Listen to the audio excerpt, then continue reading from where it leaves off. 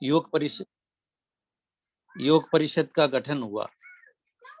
उस समय इसको युवक संघ कहा जाता था और मुझे सौभाग्य मिला इसका प्रथम कार्याध्यक्ष होने का। भाई अमिताभ जी हीरावत उसके अध्यक्ष थे। तो मेरा जो संघ सेवा में जो एक कह सकते हैं जन्म जो है वो उस समय हुआ। और श्री जैन युवक परिषद तमिलनाडु का भी स्थापना 93 में हुई, जब हम लोग अमिताभ जी हीरावत और हम लोग ज्ञानेंद्र जी बाफना 93 में चेन्नई आए और योग परिषद की स्थापना हुई। ये बात इसलिए कह रहा हूं कि जो आज का विषय है सफलता का रहस्य, योग परिषद 2 बार बनी, नहीं चल पाई, तीसरी बार बनी और चल गई। तो उसकी सफलता का रहस्य जो है वो ये रहा कि संगठित रूप में योग परिषद ने अपने उद्देश्यों के लिए सक्रियता पूर्वक अपने को गतिमान रखा और संघ को संबल प्रदान किया और एक सक्सेसफुल ऑर्गेनाइजेशन बन गया। आज भी योग परिषद तमिलनाडु अखिल भारतीय योग परिषद का एक बहुत बड़ा मजबूत स्तंभ है। और जो भी योग परिषद के उद्देश्य हैं, चाहे वो चतुर्विध संघ सेवा हो, सामायिक स्वाध्याय हो, निर्व्यसनता हो, रात्रि भोजन त्याग हो, स्वधर्मी वात्सल्य हो, सबके अंदर वो निरंतर गतिमान भी है और महत्वपूर्ण योगदान दे रहा है। इसके लिए आप सभी को बहुत बहुत बधाई। और आज के जो मुख्य वक्ता हैं राजेंद्र जी लूंकड़, तो सफलता का रहस्य तो सफल व्यक्ति बता सकता है। तो हाँ, उनसे अच्छा उदाहरण क्या मिल सकता है। तो जो व्यक्ति जीवन के हर क्षेत्र में सफलता अर्जित कर रहा है,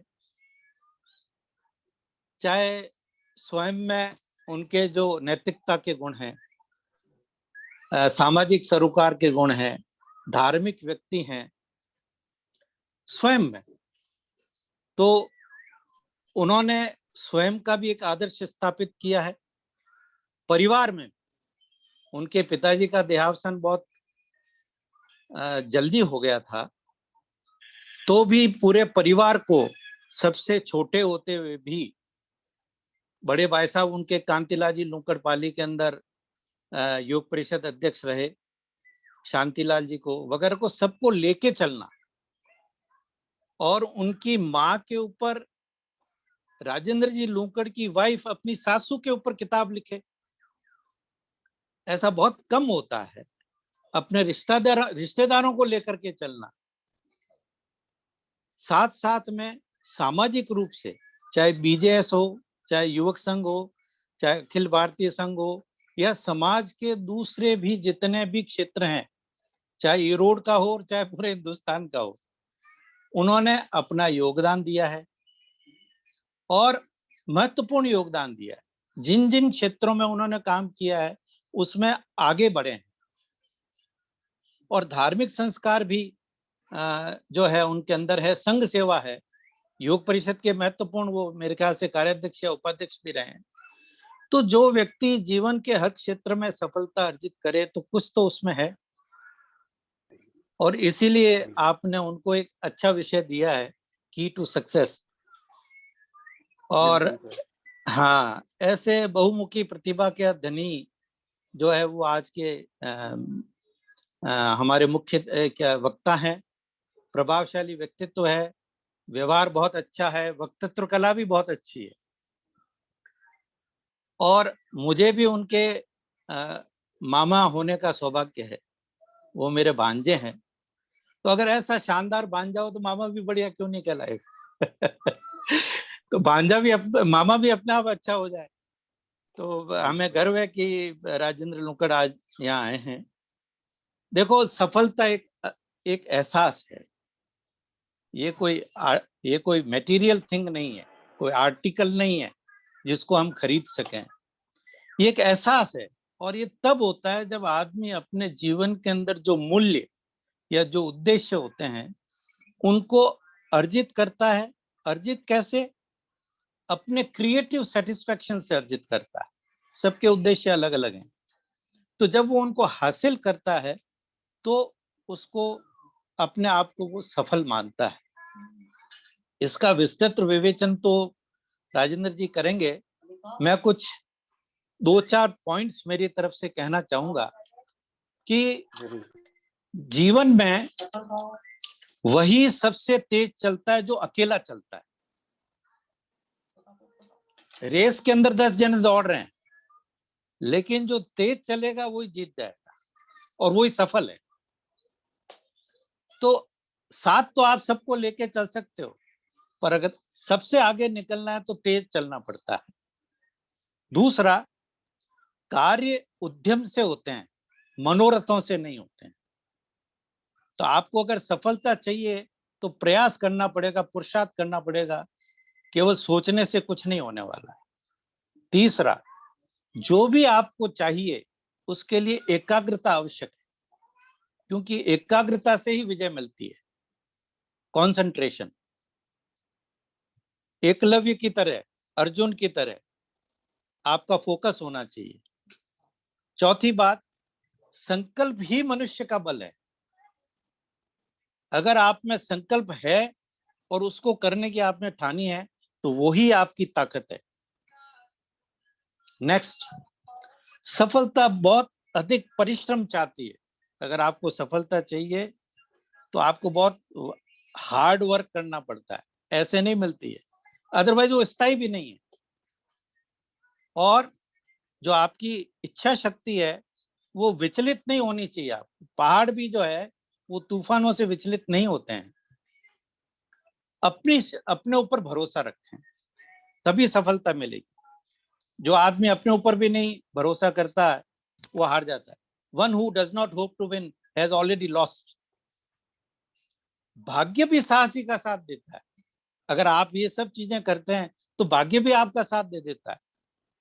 और आखिर में, मेहनत, हिम्मत और लगन से ही कल्पनाएं साकार होती हैं, ऐसे नहीं होती है। एक शायर ने कहा है कि हो गर इरादों में हकीकत, हो गर इरादों में हकीकत, मतलब इरादे भी हकीकत वाले होने चाहिए, आसमानी नहीं। हो गर इरादों में हकीकत और हौसलों में जलजला। जलजला का मतलब आग, आग होनी चाहिए हौसले के अंदर। हो अगर इरादों में हकीकत और हौसलों में जलजला, आसमां भी झुककर तुम्हारे पांव तक आ जाएगा। देख लेना, देख लेना, वो दूर किनारा भी नाव तक आ जाएगा। जय जिनेंद्र। जय जिनेंद्र सर, धन्यवाद, बहुत बहुत धन्यवाद आपका। आप पधारे और जो प्यार और स्नेह आपने हमें दिया, और आशा करते हैं कि ऐसा ही आपका आशीर्वाद और मार्गदर्शन हमें हमेशा मिलता रहे। जय जिनेंद्र। जय जिनेंद्र। जैसे जैसे आपने फरमाया कि आपने भी जो फरमाया वो 2 पंक्तियों में मैं भी रखूंगा। जो मुस्कुरा रहा है उसे दर्द ने पाला होगा, जो मुस्कुरा रहा है उसे दर्द ने पाला होगा, जो चल रहा है उसके पांव में जरूर छाला होगा। बिना संघर्ष के चमक नहीं मिलती, जो जल रहा है तिल तिल उसी दिए में उजाला होगा। चलिए, तो अभी इसी के साथ अब मैं आगे बढ़ता हूं। अब जिस व्यक्ति की बात में, जैसे आनंद साहब ने फरमाया, आपने नाम नहीं लिया, जब अब जिस व्यक्ति की बात मैं करने जा रहा हूं वे किसी परिचय के मोहताज नहीं है। भारत का हर सदस्य आपसे परिचित है। हम सब नमन करते हैं आपके संघ व समाज की सेवा को। आप आचार्य भगवंत हस्ती हीरा के अनन्य भक्तगण में गिने जाते हैं। वर्तमान में आप बीजेएस के राष्ट्रीय अध्यक्ष व ट्रस्टी के रूप में अपनी अमूल्य सेवा देकर भारत माता व संघ का गौरव बढ़ा रहे। आपके इतने व्यस्त समय होते हुए भी श्री जैन रत्न युवक परिषद तमिलनाडु का मात्र एक निवेदन से ही यह कार्यक्रम करने के लिए हाँ भर दी। आपकी जितनी तारीफ करूं उतनी कम है। वास्तव में धन्य है आपका संघ व समाज के प्रति समर्पण। पुनः आपका हार्दिक स्वागत व अभिनंदन। इस शाम को सुनहरी बनाने वाले ओजस्वी वक्ता, हम सबका मन मोहित करने वाले गुरु भक्त संघ सेवी श्रावक श्री राजेंद्र सा लुंकड़, तो मैं आमंत्रित करता हूं आज के इस ऑनलाइन वेबिनार के हीरो श्री राजेंद्र सा लुंकड़ ईरोड पधारें और अपना कार्यक्रम शुरू करें। जय जिनेन्द्र राजेंद्र सा। अनंत उपकारी प्रभु महावीर के चरण कमलों में कोटि सा वंदन। अनंत आस्था के केंद्र, हम सबके श्रद्धा के केंद्र बिंदु आचार्य हस्ती का गुणस्मरण करने के पश्चात परम श्रद्धेय, परम वंदनीय, प्रातः स्मरणीय हम सब श्रावकों के विवेक को जागृत रखते हुए सत्कर्म और सदमार्ग पर आगे बढ़ने की सतत प्रेरणा करने वाले परम श्रद्धेय आचार्य भगवंत हीरा चंद्र जी महाराज साहब आदि समस्त चारित्र आत्माओं के श्री चरणों में कोटि कोटि वंदन। परम आदरणीय, परम श्रद्धेय हमारे प्रेरणा स्रोत, हमारे संघ के कार्याध्यक्ष आदरणीय आनंद सा चोपड़ा, हमारे पिता तुल्य गौतम सा सोराणा, मंजू जी, मधु जी और हमारी युवक परिषद के राष्ट्रीय अध्यक्ष भाई मनीष जी मेहता, अमित जी हिरावत और हमारे चेन्नई चैप्टर के जिनका मैं भी अभिन्न अंग हूं, मैं भी सदस्य हूं, भाई मांगीलाल जी चोरड़िया, भाई सौरभ जी बागमार। निश्चित तौर से मेरे लिए ये सुखद अनुभूति है कि आप सब लोगों का आशीर्वाद मुझे मिला। आप सब में से आज की सभा में उपस्थित कई ऐसे व्यक्ति हैं जो मेरे स्वयं के लिए प्रेरणा स्रोत है, और आपने, आनंद सा ने जो सारी बातें कही, मैं उस सारी बातों का एक ही बात में जवाब देना चाहता हूं। ये उनका बड़प्पन है। हम तो सिर्फ अभी अपने जीवन में सीखने का कार्य शुरू किया है। मैंने कई विद्वजनों से एक बात सुनी है कि टैंक में जो पानी होगा टैप में वो ही आएगा। ये उन्हीं संस्कारों का नतीजा है जो हमने, हमारे आदर्श आदरणीय जसराज जी साहब चोपड़ा, हमारे पिताजी आदरणीय अमृतलाल जी लुंकड़, सायर देवी लुंकड़, ये जितने भी हमारे बड़े बुजुर्ग हैं, गुरु भगवंतों का आशीर्वाद है। लेकिन मैं इतना मानता हूं साथियों, मेरे बारे में जितनी भी बात की गई ये निश्चित तौर से उन लोगों का बड़प्पन है। हम अभी जीवन में अपनी शुरुआत किए। आज हम विषय पर बात कर रहे हैं साथियों, सफलता का रहस्य क्या। मैं इतिहास के पन्नों को टटोलने की बात करता हूं। इस दुनिया में जितने भी आविष्कार हुए, जितने भी अच्छे काम हुए, जितने भी बड़े काम हुए, जितने भी मानवता को बदलने के लिए काम हुए, जिन भी कामों ने मानवता को योगदान किया, चाहे किसी ने पोलियो की वैक्सीन बनाई होगी, चाहे किसी ने मोटर कार का इन्वेंशन किया होगा, किसी ने व्हील का इन्वेंशन किया होगा, किसी ने कहानियों को बनाया होगा, ये सारे लोगों ने स्वहित से ऊपर उठकर सोचा और परहित के बारे में सोचा। और मानवता के संदर्भ में जब सोचना शुरू किया, जब व्यक्ति स्व से बाहर निकलकर परहित का चिंतन करता है, तो निश्चित तौर से उसका विजन बड़ा होता है और सफलता के द्वार उसके लिए खुलने शुरू होते हैं। सबसे बड़ा बैरियर इस जीवन में जो मुझे महसूस होता है सफलता के लिए, सफलता के बीच का जो बैरियर है, मैं एक बात भगवान के माध्यम से, आगम के माध्यम से कही हुई एक बात आपके सामने लाना चाहता हूं। हर आत्मा में परमात्मा बनने का गुण है का संदर्भ अलग अलग विद्वानों ने अलग अलग तरीके से लिखा। डॉक्टर एपीजे अब्दुल कलाम साहब ने अपनी ऑटोबायोग्राफी में लिखा, God has given infinite potential to everybody. भगवान ने अदम्य शक्ति और साहस हर व्यक्ति को दिया है। It is we who gives wings to the fire. ये हम स्वयं होते हैं जो स्वयं पर विश्वास करके, अपने अंदर की शक्ति का आभास करके, उस शक्ति के साथ में सकारात्मक दृष्टिकोण के साथ में जब आगे बढ़ने की बात सोचते हैं, तब सफलता के पैमाने पर हम चढ़ना शुरू करते हैं। जब हम सफलता की बात कर रहे हैं, जब मैंने डॉक्टर एपीजे अब्दुल कलाम साहब की बात की, मैं वर्तमान संदर्भ कोरोना का लेकर भी बात आपके समक्ष कर सकता हूं। कुछ लोगों के लिए कोरोना का ये काल निश्चित तौर से मानवता का स्वर्णिम काल हो सकता है। किस संदर्भ में स्वर्णिम काल हो सकता है? उन लोगों ने जिनमें इस समय का यूज करके, सदुपयोग करके आत्मशोधन का काम किया, समझने का काम किया, ये सारे घटनाक्रम को समझा, कहीं ना कहीं एग्जिस्टेंस ऑफ गॉड को समझा, तब जाकर व्यक्ति स्व से ऊपर उठकर परहित चिंतन के ऐसे हजारों उदाहरण आपके सामने इस पिछले 12-13 महीने में, जहां पर मानवता के सामने इतना बड़ा संकट खड़ा था, वहां पर कई लोग डर के साथ में सो रहे थे और कई लोग घर से बाहर आकर लोगों के डर को भगाने का काम कर रहे थे। मैं बहुत इंपॉर्टेंट बात बोल रहा हूं साथियों, कई लोग डर के साथ जी रहे थे और कई लोग डर को भगाने का काम कर रहे थे। मैं यहां पर एक बहुत बेहतरीन बात सफलता के रहस्य की बोलना चाहता हूं कि हम किसी से श्रेष्ठ करें, इसका कोई फर्क नहीं पड़ता, कोई मायने नहीं है इसका। हम किसी से श्रेष्ठ करें इसका कोई मायना नहीं है, लेकिन हम किसी का श्रेष्ठ करें इसमें पूरी मानवता छुपी हुई है।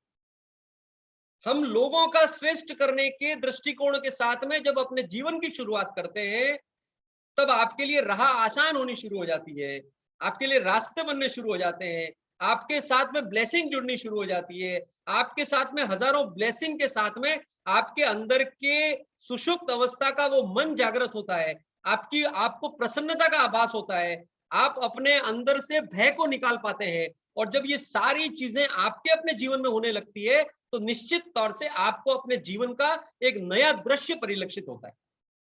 और ये सारी बातें जब हम सोचना शुरू करते हैं, तो निश्चित तौर से सफलता हमारे अपने जीवन में, और सफलता का मापदंड क्या है, सफलता क्या है, हम उसको समझने की शुरुआत करते हैं। What do you mean by success? किसी के लिए 1,000 करोड़ बनाना सफलता है, किसी के लिए 1,000 करोड़ की सेवा कार्य करना सफलता है, किसी के लिए 10, 20, 50 पदों पर रहना सफलता है। अलग अलग तरीके से अलग अलग सफलता के मापदंड और पैमाने लोगों ने अपने तरीके से तय करके रखे। लेकिन वास्तविक जीवन के अर्थ में यदि सफलता का यदि संदर्भ देखा जाए, तो विद्वजन कहते हैं to lead a meaningful successful life. मैं यहां पर एक वर्ड का इस्तेमाल कर रहा हूं, सक्सेस के साथ में मीनिंगफुल सक्सेसफुल लाइफ। उस सक्सेस में मीनिंग कहां से आता है, अर्थ कहां से आता है?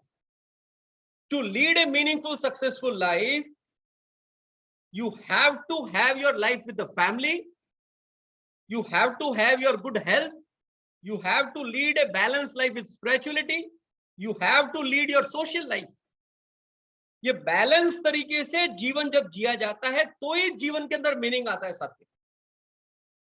आप कितना ही पैसा कमा लें, आपने 2 करोड़ की गाड़ी खरीद ली, 5 करोड़ की गाड़ी खरीद ली, और आपके बैक में यदि पेन है, तो क्या वो 4 करोड़ की गाड़ी आपको बैक पेन के साथ में उस गाड़ी को ड्राइव करने का आनंद दे सकती है क्या? वो सफलता का सुकून दे सकती है क्या? स्वस्थ शरीर और स्वस्थ विचार स्वस्थ कार्यों की तरफ लेकर जाते हैं। और दूसरा इंपॉर्टेंट पॉइंट जो मैंने बोला, फैमिली के साथ में हमारा संदर्भ क्या है, परिवार के साथ में हमारा रिलेशनशिप क्या है। हम अपने परिवार हमारा अपना परिवार हो सकता है, हम संघ को अपना परिवार मान सकते हैं, हमारे अपने समाज को अपना परिवार मान सकते हैं। सिर्फ सोचने और मानने का ही फर्क है साथ में। That is the only difference of belief. Mahatma Gandhi ने पूरे देश को अपना परिवार माना, हम अपने 4 लोगों को अपना परिवार मानते हैं। गुरुजनों के मुखारबिंद से कई बार ये वाली बात सुनी साथियों, कि समझदार तो अपना घर बनाते हैं, दुनिया तो पागलों ने बनाई। ये दुनिया तो उन्हीं पागलों के कारण से चली है, जिन्होंने अपना चिंतन छोड़कर निश्चित तौर से दूसरों के बारे में सोचा। साथियों, जब चंदन का तिलक सामने वाले को लगाते हैं, तो ये खुशबू तो बाय डिफॉल्ट हमारे हाथ में रहती है। यही सफलता का रहस्य है। आज यदि हमने हमारे चिंतन को बदलने का प्रयास किया, तो मैं एक बात कहना चाहता हूं, हर एक व्यक्ति के अंदर सफलता छुपी हुई है, हर एक व्यक्ति के अंदर अथाह पोटेंशियल है, हर एक व्यक्ति के अंदर क्षमता है। सिर्फ उस क्षमता का दोहन किस तरीके से किया जाए, उस क्षमता का संरक्षण करके किस दिशा में आगे बढ़ाया जाए, उस पर एक विजन बनाने की जरूरत है, उस पर एक दृष्टिकोण देने की जरूरत है। सिर्फ एक बात से मेरे अपने जीवन का टर्निंग पॉइंट आया, और वो बात थी who will cry when you will die. हम क्रिकेट मैच देखते हैं साथियों। मेरे एक गुरुजी जब मैं दिल्ली में पढ़ता था, उन्होंने मुझे एक बात बोली। उन्होंने कहा कि जब आप क्रिकेट मैच देखते हो, वनडे और 2020 मैच देखते हो, और ये सारी बातें जो मैंने सुनी, और जब यही बातों का संदर्भ मैंने आगमों से समझने का प्रयास किया, तो ये दुनिया के जितने भी मोटिवेशनल स्पीकर है, जितने भी मैनेजमेंट गुरु है, इस देश का, इस वर्ल्ड का, इस विश्व का सबसे बेहतरीन मैनेजमेंट गुरु कोई है तो वो प्रभु महावीर है साथियों। प्रभु महावीर की एक एक बात के अंदर जीवन को साधने का क्रम है। तो वो रविंद्रन सर मुझे अक्सर एक बात बोलते थे कि जब क्रिकेट मैच के अंदर कोई व्यक्ति 2 रन बनाकर आउट होता है, 10 रन बनाकर आउट होता है, तो क्या वो सिर उठाकर आउट होने के बाद में क्रिकेट स्टेडियम से जाता है? जब आउट होने के बाद में अपने ग्राउंड से घर, अपने पवेलियन में जाता है, तो मेरा जवाब था नहीं सर, ऐसा नहीं होता है। तो उन्होंने कहा कब जाता है? जब वही व्यक्ति शतक बनाता है, तो क्या पूरा स्टेडियम उसके स्वागत के लिए खड़ा नहीं होता है क्या? तो याद रखना, इस दुनिया से जब विदा लो तो इस प्रकार शतक बना के विदा लेना। यदि आप जैन धर्म के अंदर हो, संयम नहीं ले सको, तो संयम धारियों ने जो जीवन जीने की कला सिखाई है, एटलीस्ट उस बात का अनुसरण करते हुए आगे बढ़ना कि आप अपने अच्छे कार्यों के माध्यम से, सत्कर्म के माध्यम से, सत् कार्यों के माध्यम से उसका शतक बनाकर जब विदा लो, तो who will cry when you will die. जब आप जन्मे तब आप रोए, और जब आप चले जाओ तो आप अपने मृत्यु को महोत्सव बना सको, और ये जन्म मृत्यु के इस मरण के चक्र को मिटाकर आपके पीछे हजारों हजारों लोगों को रोता हुआ छोड़ जाओ। उस दिन आपने अपने जीवन को सक्सेसफुल मानना चाहिए। अदरवाइज हमने तारीख बदलते देखी है, कैलेंडर बदलते देखे हैं, लोगों की याददाश्त को भूलते हुए देखा है, अपने ही पूर्वजों को हम कुछ वर्षों के पश्चात भूल जाते हैं। ये मानव का स्वभाव है साथियों। लेकिन उनके द्वारा दिए गए संस्कार और उनके द्वारा दिए गए सत्कर्म, सद्कार्य निश्चित तौर से लोगों के लिए प्रेरणा बनते हैं। 10वें कालिक सूत्र में एक बात आती है कि सोचा ज्ञानियम ही कल्याणम, सुनकर जानना भी कल्याण का मार्ग है। तो तब यहां पर जब सक्सेस की बात कर रहा हूं, तो जब हम समूह में बात करते हैं, बात युवक परिषद की कर रहे हैं, तो मैं एक बहुत बेहतरीन एग्जांपल देना चाहता हूं साथियों। क्या हम समूह में मिलकर सकारात्मक बातें करते हैं क्या? ये समय है आत्मशोधन का। यदि हम सफल होना चाहते हैं तो अपने एक एक पल का, एक एक क्षण का सकारात्मक दृष्टिकोण के साथ में हमने यदि इस्तेमाल करने की कोशिश की, तो निश्चित तौर के साथ मैं कह सकता हूं कि डेफिनेटली प्रॉब्लम आ सकती है, चैलेंजेस आ सकते हैं, लेकिन हर चैलेंजेस को आप चैलेंज कर सकते हैं एक सकारात्मक दृष्टिकोण के साथ।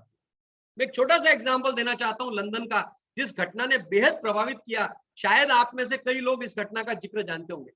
एक परिवार की ये घटना का जिक्र मैं आज से 25 साल पहले की घटना का जिक्र आपके समक्ष कर रहा हूं। एक परिवार में 5 लोग, 5 बच्चे एक परिवार में, और माता और पिता। ये परिवार एक दिन गाड़ी में साथ में जा रहे हैं, गाड़ी का एक्सीडेंट हो गया, पिताजी बुरी तरह से गाड़ी के अंदर एक्सीडेंट में घायल हो गए। डॉक्टर ने कहा कि ये ताउम्र खड़े नहीं हो पाएंगे, कोमा में चले गए, अब ये यहां से आगे काम नहीं कर पाएंगे। एक परिवार पर क्या विपदा आ सकती है, किस तरीके से प्रभु संकट की घड़ी में इस प्रकार की परीक्षा ले सकता है, इससे बेहतरीन उदाहरण आपको सुनने को नहीं मिलेगा। लेकिन एक मां ने संकल्प किया, प्रभु का प्रसाद माना, अपने कर्मों का प्रसाद माना। मां ने कहा कि जो मेरे साथ में ये घटना था, कहीं ना कहीं मेरे अपने पूर्वकृत कर्मों का परिणाम है। और उस कर्मों को मानते हुए उन्होंने एक घटनाक्रम अपने घर में शुरू किया कि पिताजी जहां पर बेड में, जिस बेड पर पिताजी सो रहे हैं, और उन 5 बच्चों को स्कूल भेजना, और स्कूल भेजने के पश्चात लोगों के घर में जाकर घर की साफ सफाई करके अपने परिवार का पालन पोषण करना, ये क्रम चला। और बच्चे स्कूल से आए उसके 1 घंटे पहले सारा काम निपटाकर घर पे आना, उनके लिए खाना बनाकर रखना, और खाना बनाकर रखने के साथ में नियम बनाया कि हम 5 और 6 जहां पर पिताजी का बेड लगा हुआ है, उनके सामने बैठकर खाना खाएंगे। सबसे इंपॉर्टेंट बात जो यहां से आगे मैं बोलना चाह रहा हूं साथ, उस मां ने एक निश्चय किया अपने बच्चों के अंदर किस प्रकार संस्कारों का बीजारोपण किया जा सकता है, किस प्रकार जीवन के अंदर टर्निंग पॉइंट आ सकता है। उस मां ने वो नियम बनाया, बच्चों से ये कहा कि हम खाना खाते वक्त 1 घंटे तक जितना भी पापा के सामने बैठेंगे, we will only discuss what good has happened to you. हमारे साथ क्या अच्छा घटा, सिर्फ हम उसी के बारे में चर्चा करेंगे। कितनी बेहतरीन बात साथियों। हम पूरे दिन का निष्कर्ष निकालें कि कितना समय हमने व्यर्थ के काम किए जो फाइनली मुझे पश्चाताप की तरफ लेकर जाते हैं, तब हमें अपने आप को अंदर से झांकने का, समझने का मौका मिला कि हमने अपने जीवन के अमूल्य क्षण को कितनी सारी चीजों में, बिना वजह की सारी चीजों में हमने व्यर्थ कर दिया। माँ ने कहा कि हम सिर्फ इन बातों का चर्चा करेंगे कि आज आपके साथ में क्या अच्छा घटा, क्या बुरा घटा, उस पर हम जिक्र नहीं करेंगे। मेरे टीचर ने ये बोल दिया, मेरे फ्रेंड ने ये बोल दिया, उसने मुझे पेंसिल नहीं दी, उसने मुझे गाली दे दी, वो मेरे बारे में ऐसे बोलता है। ये दुनिया कंप्लेंट से भरी पड़ी है साथियों, और जितनी ज्यादा कंप्लेंट करेंगे उतना ज्यादा डिससेटिस्फेक्शन की तरफ बढ़ेंगे, और जितना ज्यादा डिससेटिस्फेक्शन की तरफ बढ़ेंगे उतना नेगेटिव एनर्जी हमारे अंदर फ्लो होगी, और जितनी नेगेटिव एनर्जी हमारे अंदर फ्लो होगी उतनी क्रिएटिविटी डिस्ट्रॉय होगी, और जब क्रिएटिविटी ही डिस्ट्रॉय हो जाएगी तो कहां सफलता के सूत्र की तरफ हम बढ़ सकते हैं। और आप कल्पना करिए उस घर के अंदर ये वाला क्रम 20 साल तक चला, और आज से 3 साल पहले उन्हीं 5 बच्चों में से तीसरे नंबर के बालक ने लंदन में एक कंपनी खोली, टी शर्ट बनाने वाली कंपनी खोली। उस कंपनी का नाम है लाइफ इज ब्यूटीफुल, और 3 साल के अंदर वो कंपनी $700 मिलियन की कंपनी बन गई। मात्र माँ के एक संस्कार के माध्यम से उस कंपनी में उसने ये नियम बनाया कि सिर्फ अच्छा क्या घटा हम उस पर बात करेंगे। इस दुनिया में कमियां निकालने का क्रम यदि हमने शुरू किया साथियों, तो आपकी और हमारी उम्र कम पड़ जाएगी, और उसके अंदर से चंद अच्छाइयों को निकालकर यदि हमने उस पर काम करना शुरू किया तो निश्चित तौर से सफलता के मार्ग पर आगे बढ़ सकते हैं। मैं यहाँ पर एक बहुत इंपॉर्टेंट बात बोलता हूँ, कितने ही बार हमने गुरु भगवंतों के मुखारबिंद से ये कषाय के ऊपर बातें सुनी होगी, ये ईगो के ऊपर बात सुनी होगी, जेलस के ऊपर बात सुनी होगी, कंप्लेंट के ऊपर बात सुनी होगी। लेकिन मैं ये कहना चाहता हूं कि फाइनली कंप्लेंट करने वाला ही लूजर है, कंप्लेंट सुनने वाला कभी लूजर नहीं होता। जो व्यक्ति कंप्लेंट करता है, मैं रिपीट कर रहा हूं, जो व्यक्ति कंप्लेंट करता है, जो व्यक्ति विरोध करता है, जो व्यक्ति विरोध के स्वर को तेज करता है, उनका वर्च्यू ऑफ डिससेटिस्फेक्शन बढ़ता जाता है। और जब हमारा डिससेटिस्फेक्शन बढ़ता है तो अंदर से प्रमोद भाव लुप्त हो जाता है, और जब प्रमोद भाव लुप्त होता है तो संवेदना और करुणा कम होती जाती है, और जब संवेदना और करुणा कम होती जाती है तो निश्चित तौर से हमारे अपने जीवन में आने वाले अच्छे समय सारे के सारे ओवरशैडोड कर लिए जाते हैं ये सारी नेगेटिविटी के माध्यम से। और यदि हमने सफल होना है तो आज हमने ये नियम लेना होगा कि वी विल ओनली डिस्कस कि आज तक हमारे अपने साथ में क्या अच्छा घटा, हम क्या अच्छा कर सकते हैं, हमारे माध्यम से क्या अच्छा हो सकता है। साथियों, अच्छा बहुत बड़ा करना जरूरी नहीं है। रोज छोटे छोटे अच्छे कामों के माध्यम से यदि आपने लोगों के जीवन को प्रभावित करने का प्रयास किया तो चरण ब चरण तरीके से सफलता आपके द्वार पर चढ़ेगी। अपेक्षा सिर्फ इतनी है कि ये सब करते हुए चित्त शुद्धि की आराधना करनी, ये करते हुए जो सामने हमारे से हमारी सेवा का लाभ ले रहा है उसके प्रति हमने अहोभाव रखते हुए वो व्यक्ति के कारण मुझे सेवा करने का मौका मिल रहा है, ये वाला भाव यदि हमने रखा तो निश्चित तौर से डेफिनेटली सक्सेस बाय डिफॉल्ट आपके द्वार पर आने वाली। मैं परिवार की बात करता हूं, जब परिवार की बात करता हूं कि परिवार के प्रति हमारा व्यवहार निश्चित तौर से हमारे भावों के साथ में जुड़ाव होना चाहिए। यदि हम भाव से जुड़ेंगे, हम संवेदनाओं के साथ में जुड़ेंगे। एक चाइना की घटना का जिक्र मैं आज आपके सामने करना चाहूंगा साथियों। चाइना का एक परिवार का जिक्र जिसका जिक्र पार्लियामेंट के अंदर हुआ, चाइना की पार्लियामेंट के अंदर जिसका जिक्र हुआ, पूरे देश विदेश के सारे चर्चित न्यूज़पेपर ने जिस घटना को छापा, मैं आपसे एक निवेदन करना चाहता हूं, यदि आप सक्सेसफुल होना चाहते हैं तो ऐसे लोगों की जीवनी को पढ़ना शुरू करें, ऐसे लोगों की घटनाओं पर नजर रखें। यही हमारे जीवन को बदलने का काम कर सकती है साथियों। सद्गुणों का प्रवेश कर किसी भी जगह से हो सकता है, सिर्फ दिल और दिमाग को खुला रखने की जरूरत है साथियों। We have to be a good listener. मैं बात चाइना की घटना का जिक्र कर रहा था, जहां पर परिवार नामक संस्था भारत में सबसे ज्यादा प्रचलित है, परिवार पर सबसे ज्यादा इंपॉर्टेंस भारत देश में है, लेकिन मैं घटना का जिक्र कर रहा हूं चाइना का। चाइना में एक परिवार में एक माँ और एक बेटी एक परिवार के अंदर अकेले रहते हैं, पिताजी का देहांत हो चुका है और खूब पैसे वाला परिवार। एक रात को उन दोनों घर में लेडीज को अकेला देखकर 7 डाकुओं का एक समूह उस घर के अंदर डाका डालता है, और माँ बीमार है साथियों। उस माँ की सेवा 19 साल की लड़की जिसका नाम हुनोई है वो करती है, वो सेवा करती है अपनी माँ की, इतनी प्रचंड सेवा करती है। आपको उसका एग्जाम्पल दे सकता हूं मैं, और कैसे ये सफलता का माध्यम बनता है। पर आपको तुरंत आपको सारी बात समझने को मिलेगी। रात को 7 डाकुओं के समूह ने जब उनके घर में डाका डाला, तो डाकुओं ने सारा सामान बटोरना शुरू किया। अकेली लड़की को देखकर वो प्रतिकार नहीं कर सकती थी, उसने सारी की सारी चाबियां उसको सुपुर्द की। डायमंड चोरी कर लिए गए, सोना चोरी कर लिया गया, चांदी चोरी कर ली गई। फाइनली सारा हाथ साफ करते करते चोर किचन तक पहुंचे, और किचन में पीतल का बर्तन भी उठाना लगे, क्योंकि उनको लगा कि यहाँ पर प्रतिकार नहीं हो रहा है, घर में कोई नहीं है, सारा घर का सामान यहाँ से लेकर चला जाए।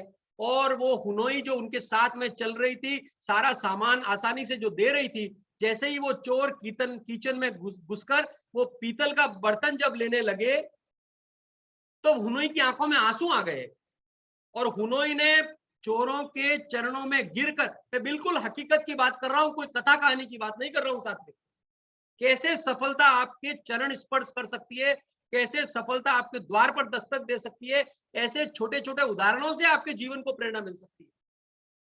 वो चोरों के चरणों में पड़ी, उन्होंने चोरों से निवेदन किया कि भैया ये सारा सामान ले जाइए, लेकिन जो पीतल के भगोने हैं वो छोड़ जाइए। चोरों ने पूछा कि डायमंड ले लिया, सोना ले लिया, चांदी ले ली, आपके डॉलर ले लिए, आपने प्रतिकार नहीं किया, लेकिन इसके लिए आप गिड़गिड़ा रहे हैं, इसके अंदर क्या रत्न जड़ित है क्या? वो रोने लगी और बोली कि आप सारा सामान ले जाइए, लेकिन ये भगोना मत ले जाइए, क्योंकि मेरी माँ जब सुबह उठती है उसका शुगर लेवल बहुत हाई है, वो बहुत बीमार रहती है, इसी भगोने में मैं उसके लिए चाय दूध तैयार करके उसको पिलाती हूँ। कहीं 1-1.5 घंटा मेरे को नया भगोना लाने में देर न हो जाए, इसके लिए मेरे ऊपर कृपा करके ये वाला भगोना छोड़ कर। जैसे ही हुनोई की ये वाली बात सुनी साथियों, वो चोरों का दिल पिघल गया, चोरों ने प्रण लिया, सारा सामान छोड़ दिया, और चोरों ने पुलिस स्टेशन में जाकर सरेंडर किया, और कोर्ट के सामने एक नियम लिया कि इसके बाद जीवन में उस घर में, उस परिवार में, उस दुकान में हम चोरी नहीं करेंगे। जिस घर में प्रेम का प्रवाह होगा, जहां संवेदनाएं प्रवाहित होगी, जहां पर सद्भाव होंगे, एक दूसरे के प्रति प्रेम और प्रमोद का भाव जहां होता है साथियों, सफलता निश्चित तौर से आपके द्वार पर दस्तक देती है। और जब वही बात स्वार्थ जगह ले लेती है, तो निश्चित तौर से सफलता को सपनों में भी हमारे द्वार पर देखा नहीं जा सकता। बहुत छोटे छोटे सारी बातें मुझे मालूम है साथियों, ये जितनी बातें मैं आपको कर रहा हूं, ये सब बातें चुराई हुई है, आपने कहीं ना कहीं से सुनी हुई होगी, लेकिन आज ये वक्त है। मैंने बहुत अच्छा सेंटेंस पढ़ा कि चरण आपको स्थानक तक लेके जा सकता है, चरण आपको मंदिर तक लेके जा सकता है, लेकिन आचरण आपको भगवान तक लेकर जाएगा। यदि आचरण में हमारे अपने जीवन में ये सारी चीजों को हम समावेश करते हैं, तो निश्चित तौर से सफलता अपने द्वार पर रहने वाली है। सफलता भी अच्छे लोगों को ढूंढती है साथियों, क्योंकि आज अच्छे लोगों की कमी होती जा रही है। अच्छे लोग बनना शुरू करें, वहां पर कंपटीशन बहुत कम है, और यदि हम अच्छे लोग बनकर अपने जीवन को सुधारने का और निर्मल बनाने का प्रयास करते हैं, तो वहां कंपटीशन ही नहीं है साथियों। आपको कभी कंपटीशन का एहसास ही नहीं होगा। हम कभी भी रेस्पेक्ट के पीछे भागे नहीं, हम रेस्पेक्ट कमांड कैसे कर सकते हैं, ये सफलता का सबसे बड़ा सूत्र है। We should not demand respect, we should command respect. And how we can command respect, आप सब अच्छा जान सकते हैं। एक अच्छा कम्युनिकेशन, एक अच्छा संवाद, एक अच्छी बातचीत, एक अच्छा हमारी सार संभाल, एक दूसरों के प्रति हमारी संवेदना, दूसरों के प्रति हमारा सत्कर्म, दूसरों के साथ में सद्विचार हमारे रेस्पेक्ट को बढ़ाते हैं साथियों। हम जितना लोगों की क्रिटिसाइज करेंगे, जितना लोगों के लिए पॉलिटाइज करेंगे, ये सारी बातें खुजली के समान है साथियों। जब खुजली करते हैं तो वो बहुत अच्छी लगती है, लेकिन करने के पश्चात वो इतना परेशान करती है, इतना परेशान करती है साथियों, कि कई कई दिन तक उसका ट्रीटमेंट लेना पड़ता है। मैं हाथ जोड़कर निवेदन करना चाहता हूं हमारे युवा साथियों से, हम आदर्श युवा बने और इस आदर्श युवा बनने के संकल्प के साथ में यदि हम आगे बढ़े तो मैं गारंटी ले सकता हूं कि आप आने वाले 2-4 साल के अंदर आप आदर्श बन के सफलता के मार्ग पर आगे बढ़ सकते हैं, क्योंकि सफलता भी लोगों के घर पर दस्तक देना चाहती है, लेकिन वो अच्छे लोगों के द्वार तक जाना चाहती है। हमने बहुत सारे कामों को करते समय बहुत सारी डिफिकल्टीज देखी है। हमने एक नियम बनाया हमारी संस्था के अंदर भारतीय जैन संगठन में काम करते हुए कि we will not criticise any organisation, we will not criticise any individual. ये क्रिटिसिज्म का काम हम नहीं करेंगे, क्योंकि ऑलरेडी इसके बहुत सारे व्यापारी इस देश में घूम रहे हैं जिनके जिम्मे सिर्फ क्रिटिसाइज करने का काम है। हमने सिर्फ और सिर्फ क्रिटिसाइज करने का काम उन लोगों के जिम्मे छोड़ देना चाहिए, और जो काम इस दुनिया में चंद लोग करते हैं उस काम पर यदि हमने फोकस किया तो डेफिनेटली हम आगे बढ़ सकते हैं। सर, ये नाम की अपेक्षा पर भी मैं एक बात कहना चाहता हूं, ये नाम की अपेक्षा करना भी ये छोटे लोगों का और छोटे दिल का काम है, क्योंकि मैं इसमें भी आपको एक बिजनेस अप्रोच दिखाना चाहता हूं। हम व्यापारी लोग हैं, यदि आज हमारा फोटो न्यूज़पेपर में छपता है या व्हाट्सएप के ऊपर यदि हमारा आज फोटो छपता है, इन्होंने बेहतरीन बात की, ये बेहतरीन काम करते हैं, उसकी लाइफ यदि आप गूगल पर सर्च करेंगे 36 सेकंड से साथियों, 36 सेकंड से ऊपर लाइफ नहीं है, फिर नया मैसेज आएगा और आपका मैसेज पुराना हो जाएगा। आप तो नियमित अनटायरिंग एफर्ट करते हुए यदि आपको सफलता अर्जित करनी है तो थकना मना है, रुकना मना है, सोना मना है, हंसना ही हंसना है और प्रमोद भाव के साथ में आगे बढ़ना है।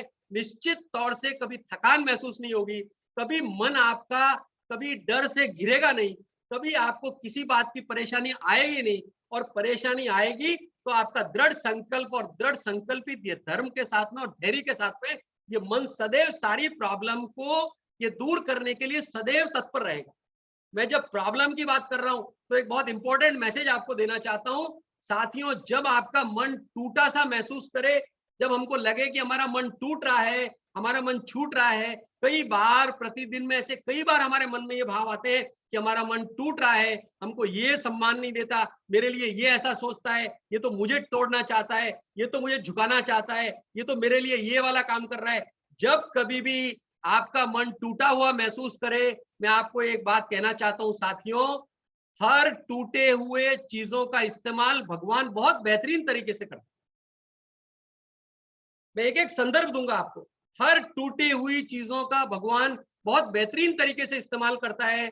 जब बादल टूटते हैं तो जनहितार्थ बारिश होती है, जब मिट्टी टूटती है तो जनहितार्थ खेती होती है, जब बीज टूटता है तो पेड़ बनता है। तो यहां से आगे किसी के बोलने से, किसी के विरोध करने से आपका मन टूटे तो संयम धारित करके हमने भगवान की इन बातों को अपने साथ में हार्द के साथ में पकड़ कर रखना चाहिए कि आपने ये विश्वास रखना चाहिए कि भगवान हर टूटे हुए दिल का इस्तेमाल किसी बड़ी चीज के लिए करना चाहता है। तो हम उन सारी उलझनों में न उलझे, हम उन रिएक्शंस न करें, हम रिएक्ट न करें, हम रेस्पॉन्ड करें। हम हर गलत चीज का प्रतिकार करने की बजाय अच्छे कामों के साथ में रेस्पॉन्ड करें, सफलता हमारे द्वार पर दस्तक देगी। आपने सुंदर पिचई का नाम सुना होगा, जो अभी हमारे गूगल के सीईओ है, 250 करोड़ रुपए की सैलरी उठाते हैं साथियों, 250 करोड़ की सैलरी उठाने वाले सुंदर पिचई, जिनकी 48 साल की उम्र है, 48 इयर्स की उम्र। मेरे मन में जब ऐसे एग्जाम्पल्स आते हैं तो मैं उनके जीवन को तराशने की कोशिश करता हूं कि कोई ना कोई तो बात होगी, व्यक्ति अदरवाइज इतनी बड़ी जगह पर नहीं पहुंच सकता है। जरूरत है अपने केंद्र में उन सारी बातों को जानकर समझने का यदि हमने प्रयास किया तो निश्चित तौर से हम सफलता मिल सकती है। और जब मैंने सुंदर पिचई की ऑटोबायोग्राफी को पढ़ा तो एक बेहतरीन एग्जाम्पल मेरे जीवन को सुनने को मिला, समझने को मिला, और मेरे अपने जीवन में उस एग्जाम्पल के माध्यम से बहुत बड़ा परिवर्तन है। 40 साल की उम्र में जब सुंदर पिचई उस गूगल के सीईओ नहीं बने थे, उस समय की घटनाएं साथियों, वो कैलिफोर्निया में एक रेस्टोरेंट में अपनी वाइफ के साथ में, अपनी बेटी के साथ में खाना खाने के लिए गए, और एक रेस्टोरेंट का एक जिक्र, घटना का जिक्र उन्होंने उस ऑटोबायोग्राफी के अंदर किया। उसके अंदर उन्होंने लिखा कि मैं उस रेस्टोरेंट में खाना खाने के लिए गया, मेरे साथ में 4-5 टेबल और लगी हुई थी और लोग बैठे थे, और अचानक से मैं देखता हूं कि एसी रेस्टोरेंट के अंदर एक मक्खी, एक महिला जो टेबल पर बैठी थी उसके कंधे पर आकर बैठती है, तो वो जैसे ही वो महिला के कंधे पर वो मक्खी बैठती है और महिला को मालूम पड़ता है कि मक्खी मेरे कंधे पर बैठ गई, वो छटपटाने लगती है, वो रिएक्ट करती है, और वो रिएक्शंस के चक्कर में वो डरती है, वो हिलती डुलती है, और वो हिलने डुलने के कारण उसकी चेयर खिसकती है, टेबल पे जो सामान परोसा हुआ था वो नीचे गिरता है, और पूरे की पूरे रेस्टोरेंट में एक अजीब प्रकार का माहौल पैदा हो जाता है। जैसे ही वहां पर उड़कर मक्खी दूसरे टेबल पर बैठे हुए किसी एक व्यक्ति के कंधे पर जाकर बैठती है, वहां पर भी वही रिएक्शन देखने को मिल रहा है, वो भी लोग छटपटाने लगे। सुंदर पिच्चई ये सारी घटना को देख रहा है, कॉन्सेंट्रेशन के साथ में देख रहा है और उसको ऑब्जर्व कर रहा है। सर, मैं यहां पर एक वर्ड का इस्तेमाल कर रहा हूं कि ऑब्जर्व कर रहा है। Observation is very very important for success. आप ऑब्जर्व करने का मतलब है कि अब व्यक्ति अपनी अपनी प्रज्ञा से, अपने अपने विवेक से चीजों को ऑब्जर्व करता है। किसी को संभावनाएं लगती है, किसी को प्रॉब्लम लगती है, किसी को कोविड के अंदर संभावनाएं नजर आई, किसी को कोविड के अंदर प्रॉब्लम नजर आया। मैं यहाँ पर ऑब्जर्वेशन की बात कर रहा हूं कि जब उसने ऑब्जर्व किया कि वही मक्खी जब एक रेस्टोरेंट के वेटर के कंधे पर जाकर बैठती है और वो शांत रहता है, काम रहता है, संयम के साथ में धीरे धीरे बिना रिएक्शन किए वो व्यक्ति रेस्टोरेंट के बाहर, वेटर जाता है और रेस्टोरेंट का गेट बंद करता है और बाहर जाकर अपने कंधे पे से उस मक्खी को, उस मच्छर को रेस्टोरेंट के बाहर उड़ाकर आ जाता है। ये सारी घटना को सुंदर पिच्चई देख रहे हैं और अपनी वाइफ से बोलते हैं कि आपने ये घटना देखी क्या? तो सामान्य व्यक्ति क्या जवाब देगा? अरे मक्खी आ गई होगी, लोगों ने, क्या हुआ, प्रॉब्लम हो गई। सुंदर पिच्चई ने बोला ऐसा नहीं, मच्छर is not the cause of the problem. बोले मच्छर यदि प्रॉब्लम का कारण होता तो वो वेटर को भी प्रॉब्लम करना था। मच्छर was not the cause of the problem, it was the reaction which is done by these two people. ये रिएक्शन जो मच्छर के बाद जो उन्होंने किया वो प्रॉब्लम का कारण था। उस वेटर ने रिएक्शन करने की बजाय रेस्पॉन्ड किया और बाहर जाकर उसको शांत रहकर धैर्य के साथ में उसको हटा दिया। तो उस मच्छर ने वेटर को प्रॉब्लम नहीं क्रिएट की। The problem in whole life, हमारी पूरी जिंदगी में बहुत सारी घटनाएं हो सकती है, ऐसे कई सारे घटनाएं हो सकती है जिनको हम प्रॉब्लम का कारण मान सकते हैं। लेकिन साथियों, जिन्होंने समस्या पर रेस्पॉन्ड किया, समस्याएं उनके लिए छोटी बनी, और जिन्होंने समस्या पर रिएक्ट किया, समस्याओं ने उनको हावी किया, समस्याओं ने उनको हराया। तो द मोस्ट इंपॉर्टेंट पॉइंट है कि हमारा ऑब्जर्वेशन कैसा होता है। भगवान ने कहा है कि एक एक क्षण के लिए भी हमने प्रमोद किए बिना, हमने प्रमाद किए बिना, क्षमा चाहता हूं, उस प्रमाद किए बिना हमारा ऑब्जर्वेशन सत्कर्म और सत् कार्यों की तरफ कैसे रहे, हमारे एक एक पल का उपयोग हम किस तरीके से करें। यदि इस पर हमने फोकस किया, इस पर हमने लक्ष्य बनाया, तो निश्चित तौर से हमारे अपने जीवन में ये क्रम सफलता का आगे बढ़ सकता है। साथियों, मुझे लगता है कि 8:30 बज चुके हैं, समय की अपनी तेजी से आगे बढ़ रहा है और मैं अपने वक्तव्य को यहाँ पर अंत 5 मिनट में समाप्त करने की कोशिश करता हूँ। मांगीलाल साहब, इज इट ओके? नहीं, आराम से सर, कोई दिक्कत नहीं, आराम से। क्योंकि 8:30 तक अपना वी हैव ऑलरेडी डिसाइडेड, और discipline is the key of success.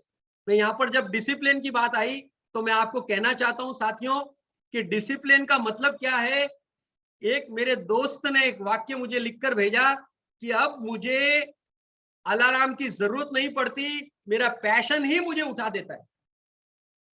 जिस दिन आपका पैशन आपको जगा ले, जिस दिन आपका पैशन आपको जगाने के लिए प्रेरित करे, निश्चित तौर से आपने ये समझ लेना चाहिए कि आप सफलता के मार्ग पर आगे बढ़ रहे हैं। साथियों, वक्त तेजी से आगे बढ़ रहा है, लेकिन ये सफलता के लिए मैं कुछ छोटी छोटी बातों के साथ में अपने वक्तव्य को विराम देना चाहूंगा। आज हमारे साथ में बहुत सारे हमारे वरिष्ठ जन जुड़े हुए हैं, कई सारे हमारे सम्मानित जन जुड़े हुए हैं, उनसे भी हम उनके वक्तव्य को भी सुनेंगे और अंत में एक छोटे से उदाहरण के साथ में अपनी बात को समाप्त करूंगा। और हो सकता है कि आप में से कुछ लोगों को वहां से सफलता का रहस्य और सफलता का संदर्भ समझ में आए। एक छोटी सी कहानी जो मैंने पिछले 4 दिन पिछले वीक यू टर्न के कार्यक्रम में भी मैंने उस कहानी का जिक्र किया।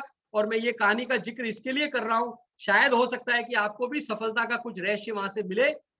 कहानी एक दादी और पोते की है साथियों, और जहां पर दादी और पोते की बात आती है, दुनिया का प्रेम परवान पर होता है, वहां पर प्रेम की परिभाषा नहीं होती है, अप्रीतम असीमित प्रेम होता है दादी और पोते के अंदर।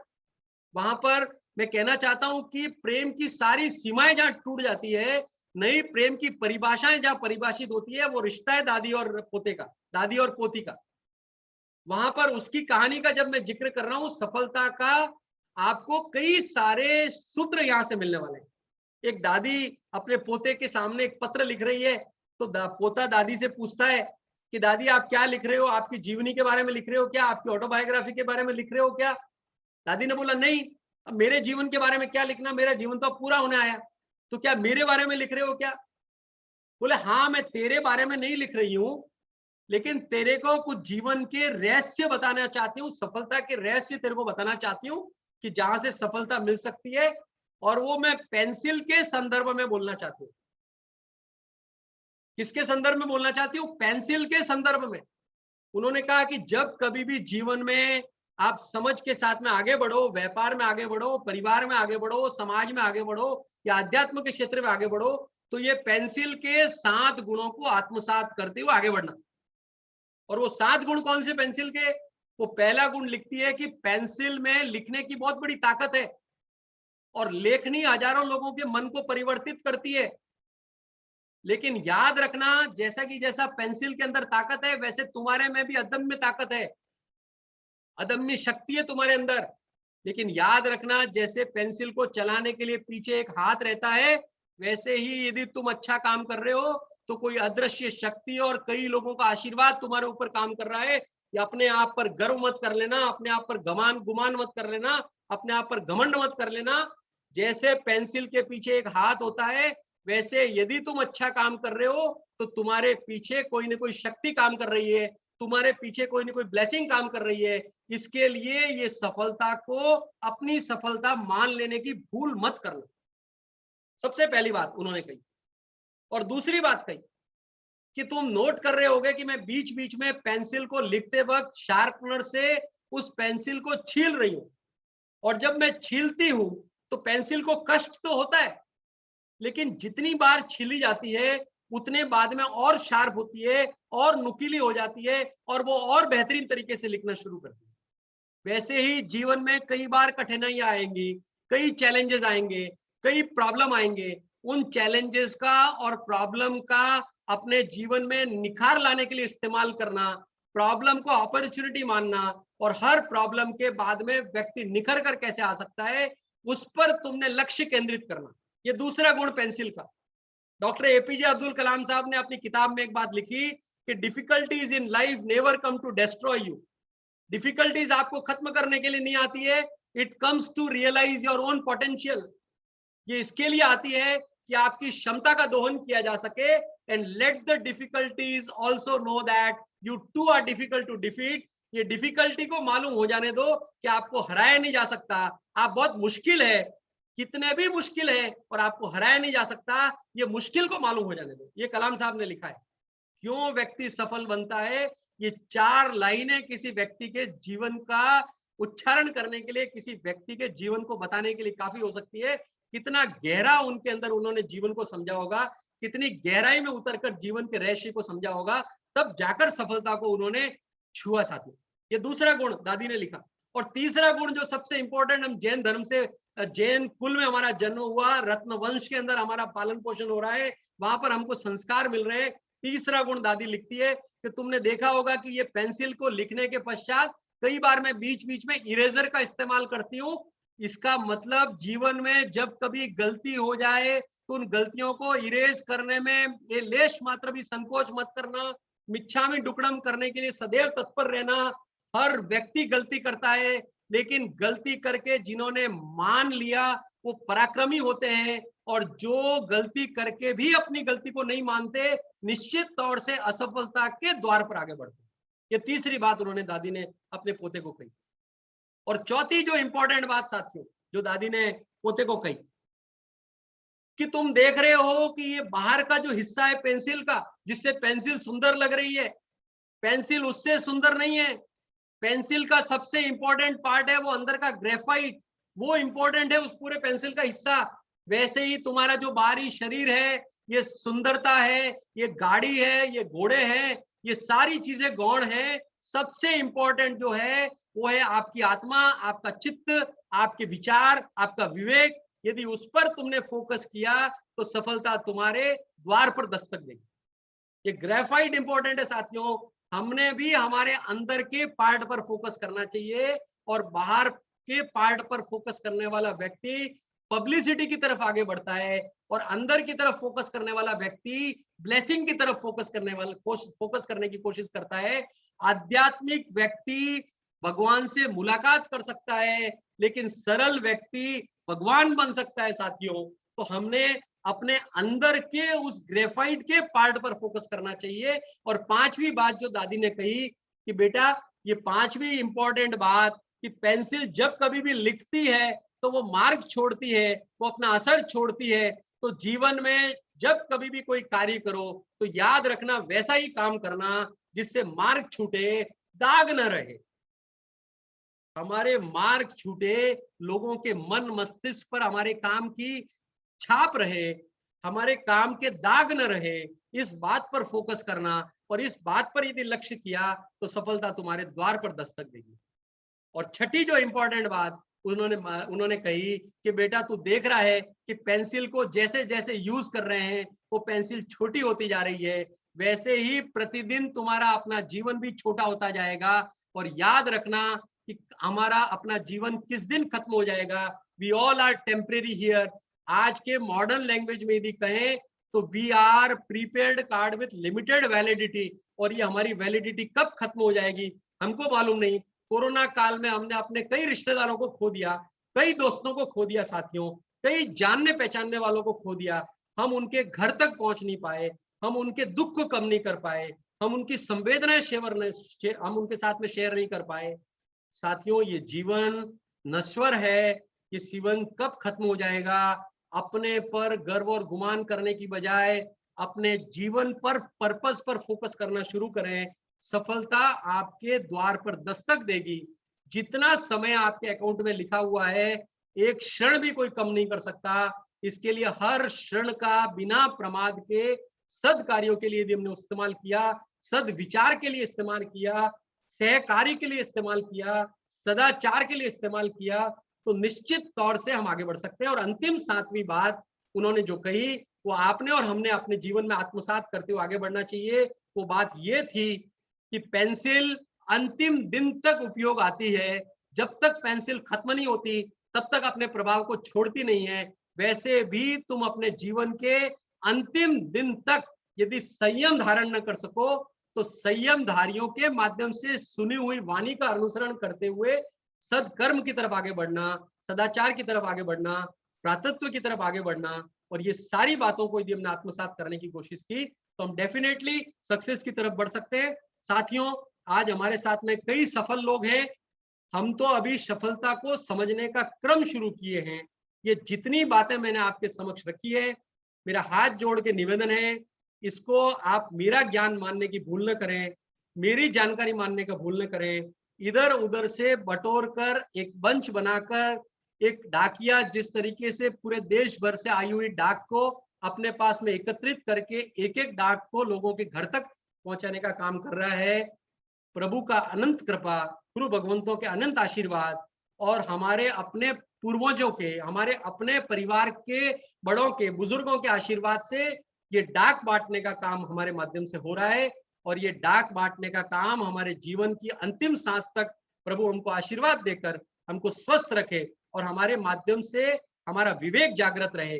लोगों का भला हो ना हो, लेकिन हमारे माध्यम से किसी का बुरा ना हो, किसी के लिए हम बुरा ना सोचें, सभी इस जगत के भले के लिए सोचते हुए हमारे माध्यम से सद्विचारों का प्रचार हो, सद्गुणों का, सत्कर्मों का हम लोगों के बीच में प्रबोध भाव लाकर, ऐसे लोगों का सहकर्म और सत्कार्य साथ में रखकर, ऐसे लोगों को बढ़ावा देके हम अपना डेवलपमेंट करें, अपने समाज का डेवलपमेंट करें, अपने भाइयों का डेवलपमेंट करें, अपने देश को बनाने में सार्थक प्रयास करें, अपने संघ को एक नया स्वरूप देने में हम सब मिलकर प्रयास करें। मैं डेफिनेटली विश्वास कर सकता हूं कि यदि चेन्नई से 10-20 युवा, 25 युवा इस तरीके से तैयार होते हैं, तो निश्चित तौर से रत्न संघ का आने वाले 150 साल का एक सुंदर भविष्य हमारे माध्यम से तैयार किया जा सकता है। आप सभी लोगों को मैं प्रणाम करता हूँ। मेरे जितने भी बुजुर्ग यहाँ पर हैं, बड़े यहाँ पर हैं, उन सबको प्रणाम करता हूँ। और मेरी बात से किसी को भी कष्ट पहुंचा हो तो मैं मिच्छामी दुक्कडम करता हूँ। और आप लोगों ने मुझे आज के कार्यक्रम में बुलाया। सौरभ भाई ने कहा कि मैं अति व्यस्त हूँ और मुझे बुलाया, मैं बिल्कुल खाली हूँ, मुझे कभी भी 24/7 आप आदेश कर सकते हैं। व्यस्त कभी कोई व्यक्ति नहीं होता, जहाँ अपना परिवार होता है वहाँ व्यक्त मिलता है, वहाँ पर वक्त कम पड़ता है। लेकिन जहाँ पर परिवार में संवेदनाएं कम हो जाती है, वहाँ पर हम कितना भी टाइम बिताएं वो हमें भारी लगता है। लेकिन ये मेरा अपना परिवार है और परिवार के लिए मैं 24/7, क्योंकि यही मैंने अपनों से सीखा है, अपने परिवार से सीखा है, अपने रिश्तेदारों से सीखा है, और इन्हीं सारी बातों को आपके बीच में रखने का मैंने प्रयास किया। पुनः मैं हमारी युवक परिषद की टीम को, भाई मांगीलाल जी को, सौरभ को, सभी लोगों को बहुत बहुत धन्यवाद देता हूँ। भाई मनीष शाह आज हमारे बीच में हैं, हमारे राष्ट्रीय अध्यक्ष हैं, हमारे राष्ट्रीय महासचिव अमित जी हमारे बीच में हैं। मैं सभी साथियों को प्रणाम करते हुए अपनी बात को विराम देना चाहता हूँ। जय जिनेंद्र, जय महावीर, जय गुरु हस्ती, जय गुरु हीरा, जय गुरु मान। बहुत बहुत धन्यवाद साहब, जो आप आज की शाम अमूल्य बना दी आपने, और लॉकडाउन के इस समय को हमारे लिए उपयोगी बनाया। हमें आज जो आपने सफलता का रहस्य, लॉकडाउन, चाइना, टूटी हुई चीजें और पेंसिल और आदि कई उदाहरण देके जो आपने जिस तरह से आपने इस टॉपिक को हमें समझाया है, वो आपने इस शाम को अमूल्य बना दिया है हमारे लिए। तो मैं इसी के साथ आगे बढ़ते हुए अब इसी के साथ मैं बुलाना चाहूंगा हमारे धर्मनिष्ठ अनन्य गुरुभक्त, जिनके कार्य प्रयासों और समाज के प्रति उनके अंतहीन तथा सामाजिक सेवा के क्षेत्र में अपना उल्लेखनीय योगदान करने वाले ऐसे हमारे संघ सेवी युवा रत्न श्री मनीष जी मेहता जयपुर, अध्यक्ष अखिल भारतीय श्री जैन रत्न युवक परिषद, पधारे और अपनी बात रखें। मनीषा अनम्यूट कर लीजिए। मनीष,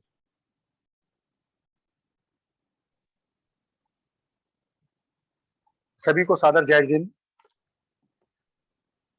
सर्वप्रथम शास्त्रेश प्रभु महावीर को वंदन, परम पूज्य गुरुदेव को वंदन, समस्त चारित्रिक आत्माओं को वंदन, संघ के सभी वरिष्ठ जन, मेरे साथियों। राजेंद्र शाह के कहने के बाद कुछ कहने के लिए बचता नहीं है, और मैं सौभाग्यशाली हूं कि पिंकू शाह के टाइम में राजेंद्र शाह के साथ काम करने का मौका मिला। सफलता की कुंजी आपका चेहरा मात्र है। आप देख सकते हैं उनका पुरुषार्थ, जो उन्होंने हमें कहा कि मैं संघ के लिए 24/7 अवेलेबल हूं। यही सक्सेस की यही है कि उन्होंने अपने परिवार को एक्सपेंड कर लिया। उन्होंने इतना एक्सपेंड कर लिया कि उनके लिए हर परिवार जन के लिए समय है। वास्तव में ये चीज सीखने की है, हम सभी को सीखना चाहिए इससे। मेरा फोकस, मेरा प्रयास मेरे साथियों के साथ प्रभु महावीर वाली दिशा में जाने का है। कोशिश वो है कि हमारे पास इतना समृद्ध साहित्य है, हम इतने फॉर्चुनेट हैं, मैं कहूं तो, कि हमें जैन कुल मिला, हमें ऐसे प्रभु मिले जिन्होंने हर चीज को जी के सिखाया। सक्सेस की बात करूं तो मैं ज्यादा समय नहीं लूंगा, बहुत थोड़ा सा समय लूंगा। हमारे सामने आनंद शावक का वर्णन आता है। आप सोचिए, एक केवली भगवान महावीर स्वयं सैनिक को कहां भेजते हैं? आनंद शावक के पास। संपदा थी उसके पास, वो अंबानी की जैसे था कि वो बिल गेट्स की जैसे था। क्या था वो? उसकी कितनी सी चीज है जो कि हमारे को समझ में नहीं आ पा रही है। आप सोचिए, भगवान ने समझाई हमारे को, बहुत बहुत कीवर्ड्स में समझाया। Purity matters, quantity doesn't matter. हमारे पास उस प्योरिटी को छूने की, समझने की हमारे गुरु भगवंतों ने अनंत अनंत कृपा की है, हर बार समझाया। हमारे को वहीं जाना है, सक्सेस वहां है। भगवान महावीर सैनिक को उस द्वार पे भेजते हैं जो आनंद शावक का द्वार है, जो 2 टाइम खाना नहीं खाता है, जो पूरी भावना से, पूरी समाज सेवा से कि नहीं मेरा कोई स्वधर्मी भाई आए, मैं उसको खिलाऊं, अपने खाने की कटौती करूं। हम अपने जीवन को देखें, हमें ऐसे प्रभु मिले, हमें ऐसा चारित्र मिला, हमारा उस तरफ ध्यान नहीं जाता। मैं राजेंद्र साहब को शत शत प्रणाम करता हूं, इन्होंने इतनी सेवा की है पिछले 2 साल से, जब से मतलब मैं पिछली बार जब इनके साथ था तब शायद मैं इतना जान नहीं पाया, मगर अब की बार मुझे सौभाग्य मिला, बड़े भाई का प्यार मिला, मुझे वो इतनी सारी चीजें देखने और सीखने को मिली। निरंतर पुरुषार्थ कर रहे हैं, निरंतर। आप मैं मेरे सारे युवा साथियों को दूसरे चरित्र की तरफ ले जा रहा हूं, जो इक्वली इक्वली इंपॉर्टेंट। भगवान महावीर ने क्या कहा, हम सब लोग मट्टी के गढ़े हुए पुतले हैं, निरंतर गलतियां कर रहे हैं। क्या हम मान लें कि हमने इतनी गलती कर दी जितनी की अर्जुन माली ने की थी? कितनी हत्याएं की उसने, उसी जन्म में उसको मोक्ष मिला। भगवान महावीर ने दृष्टांत दिया, अपने सामने सिर्फ समता, सिर्फ एक समता रखी उसने। जो राजेंद्र साहब ने कही ऑब्जेक्ट मनीष भाई आप म्यूट हो गए। ऑब्जर्वेशन था, हर चीज को रिलेट किया उसने, मगर किसी पे रिएक्ट नहीं किया। वो जो रिएक्शन था वही अभी राजेंद्र साहब समझा रहे थे। मेरा थोड़ा सा इस साइड में, थोड़ा गुरु भगवंतों की कृपा से थोड़ा उस साइड में इंटरेस्ट ज्यादा है। मैं बार बार युवा शक्ति को वही बताना चाहता हूं, ये चीज, ये वो चरित्र हैं, ये वो घटनाएं हैं, ये वो क्वालिटीज है जो कि हम बार बार सुनते हैं, बट शायद हम उस क्वालिटी को पिक नहीं कर पा रहे हैं। हम उसको एक चरित्र और एक कहानी के रूप में देख के छोड़ देते हैं। आप देखिए, मतलब भगवान महावीर का चरित्र तो भरा पड़ा है। आप अगर किसी भी चीज, चंड कौशिक का ले लीजिए। मैं अभी जब मेरे को मांगीलाल सर ने फोन किया और बोले कि आपको 2 शब्द बोलने हैं, तो मैंने मेरा सौभाग्य समझा राजेंद्र साहब को धन्यवाद करने के लिए। उस वक्त मेरे दिमाग में जो विचार चल रहा था वो चल रहा था कि जीरो बेस बजटिंग जो हमारा कॉमर्स का एक पॉइंट है, मैं शायद वहां से चालू करूंगा। मुझे लगा कि वो एक बहुत, देखिए मेरे प्यारे सब साथियों के बीच में और सारे परिवारजनों के बीच में अगर मैं आपको एक छोटी सी बात कहूं, मैं नहीं मानता कि क्या हम लोग इन सारी चीजों को एनालाइज नहीं कर रहे होंगे या हम इस चीज को लेके वापस से शुरुआत कैसे करें। बस वहीं पे पॉइंट है हमारा का। मैं आप सबको ये कहना चाहता हूं कि जैसे जीरो बेस बजटिंग होती है, भारत सरकार भी अब उसी पे काम कर रही है। जीरो बेस बजटिंग का मतलब होता है कि हम पुराने सारी चीजें जीरो कर दें और वहां से वापस बिल्टअप करें, वापस से इसको शुरुआत करें। जैन धर्म के अंदर अगर आप देखें तो प्रतिक्रमण की साधना यही है। प्रतिक्रमण की साधना में मैं मेरे सारे पुराने पापों से प्रायश्चित कर लेता हूं, सबके लिए अपने आप को जीरो बेस पे लेकर आता हूं कि हाँ मैंने गलत काम किया, मुझसे गलतियां हुई भी है और कहीं जगह मैं इंटेंशनली इन्वॉल्व भी था। तो मैं सब जगह से सारी चीजें जीरो करके और अगला दिन वापस शुरू करता हूं। भगवान महावीर को लगा कि नहीं, ये पंचम आ रहा है, मनुष्य थोड़ा अजीब प्रवृत्ति का है, तो इसलिए उन्होंने 2 प्रतिक्रमण की बात कह दी। तो आप सुबह भी करते हो, शाम भी करते हो, यानी कि आपकी रात्रि भी आराम से गुजरे इसलिए आप जीरो पे आ जाते हो और पूरा दिन आराम से गुजरे इसलिए मॉर्निंग में प्रतिक्रमण कर लेते हो। कोविड को अपन ये समझ लें कि हमने एक बार जीरो कर दिया। लॉकडाउन खुलेगा, आप जीरो से चालू कीजिए। आप ये तय कीजिए कि आपकी जरूरत क्या है, डिफाइन कीजिए, रीडिफाइन कीजिए उसको। फिर ये देखिए उसके लिए कितने एफर्ट्स चाहिए आपको। आप में एबिलिटी है, मगर एक्स्ट्रा एफर्ट करने की कोई आवश्यकता नहीं है। हम एक्स्ट्रा एफर्ट की वजह से जो हमें काम करना था वो छूट जाता है। आज किसी कारण से वाइफ एक वीडियो देख, बहुत अच्छा बोला उन्होंने कहा कि 2 तरह के काम होते हैं। एक काम वो होता है जो कि हम अंडर कंपल्शन करते हैं और दूसरा होता है कि इंपॉर्टेंट वर्क होता है। हम जनरली गधा घिसाई कर रहे हैं क्योंकि हम सारे कंपल्शन वाले वर्क पे फोकस किए गए। आप इंपॉर्टेंट वर्क पे आ जाइए ना, कंपल्शन वाला वर्क तो वैसे भी हो जाएगा। आपको ये करना है कि मेरी आवश्यकताएं क्या है, मैं इसको कैसे अचीव करूंगा। बाकी का काम जो होगा वो मैं मेरे खुद पे करूंगा, चाहे मैं मेरे आध्यात्म में करूं, चाहे मैं मेरी सामाजिक सेवा में करूं, चाहे मैं मेरे परिवार के साथ करूं, चाहे मैं मेरे देश सेवा के साथ करूं। कहीं ना कहीं वो आपको ऑब्लिगेशन है, वो आपको डिस्चार्ज करना चाहिए। अपन ये बात क्यों नहीं मान रहे हैं? हम अपने अंदर इतना ज्यादा कैलकुलेशन में बिजी हो गए हैं कि हम वो जीरो को भी भूल गए हैं। हम सिर्फ मल्टीप्लाई मल्टीप्लाई मल्टीप्लाई किए जा रहे हैं। आप मानेंगे मेरी बात, 0 से लेकर 9 तक की संख्याएं हैं। ईश्वर ने हर बार आपको एक रैंडम फिगर दिया है, आप उस फिगर से मल्टीप्लाई करते हैं, आपका कैलकुलेशन बढ़ जाता है, आप खुश हो जाते हैं। आप ये भूल जाते हैं किसी ना किसी दिन वो हाथ में जीरो भी आएगा और जिस दिन जीरो आता है ना, वो कितनी भी बड़ी फिगर हो सबको जीरो कर देगा। तो वेट ना करें उस जीरो का, हम कोशिश करें, हम जीरो बेस बस्टिंग से चालू करें। मेरी नीड क्या है, उस नीड को मैं कैसे अचीव कर सकता हूँ, मेरे पास एबिलिटी है, मेरी जो एबिलिटी है उससे मेरी जो ऑब्लिगेशन है मैं उसको डिस्चार्ज करूं। ऑब्लिगेशन खाली अक्यूमुलेट करने के नहीं है। भगवान महावीर ने एक बहुत अच्छा सिद्धांत दिया, अपरिग्रह का सिद्धांत। अपरिग्रह का सिद्धांत देख लीजिए, अगर आपको थोड़ा सा लगता है तो उणोदरी का सिद्धांत देख लीजिए आप। मैं कहता हूं एक एक चीज ऐसी है जो हमारे संत भगवंतों ने हमारे को, मतलब कितना फॉर्चुनेट कहूं, मैं तो मानता हूं कि फॉर्चुनेट की भी कोई एक सीमा होगी, हम तो उसके भी आगे।